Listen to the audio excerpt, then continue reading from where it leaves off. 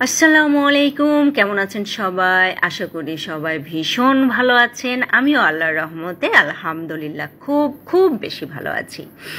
আল্লাহ তাআলার কাছে একটা কথা সব সময় শোনা যায়, যেটা মুরব্বী বা হাদিস কোরআন সবাই বলতে থাকেন, সেটা হচ্ছে, বান্দা আমি তোমার কাছ থেকে যতটা কেড়ে নিয়েছি নিশ্চিন্তে থাকো, কোনো একটা সময় তার থেকে অনেক গুণ বেশি ফিরিয়ে দেব।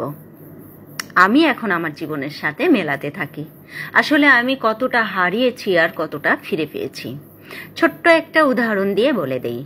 কোনো একটা সময় গুলশানের সবচেয়ে রাজকীয় রেস্টুরেন্টে বুফে খেতে বসেছিলাম আমি একা, যেটার খরচ পড়েছিল 10,000 টাকা একটা মিল। কিন্তু ওই দিন খেতে বসেও খাবারটির বিলে আমার চোখ হয়ে উঠেছিল ছলছলে। কেন? সেটা সম্পূর্ণই পার্সোনাল বিষয়। কিন্তু আজকে যখন আমার খাবার টেবিলে খাবার খরচটা পড়ছে সর্বোচ্চ 60 থেকে 70 টাকা, তখনও আমি কতটা হ্যাপি সেটা আমার খাওয়া এবং আমার হাসি দেখেই বুঝতে পারছেন।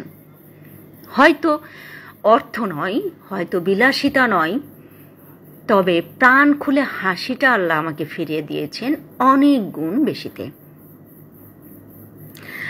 আর সব থেকে মজার পার্ট ছিল, খালা মাঝে মাঝেই ক্যামেরায় আসছিলেন এবং অনেক ফানি ফানি কথা বলছিলেন।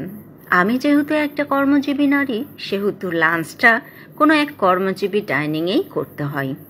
ডাইনিংয়ের মেনুতে ছিল আলু করলা ভাজি, যেটা ভীষণ মজাদার এবং আমার পছন্দের।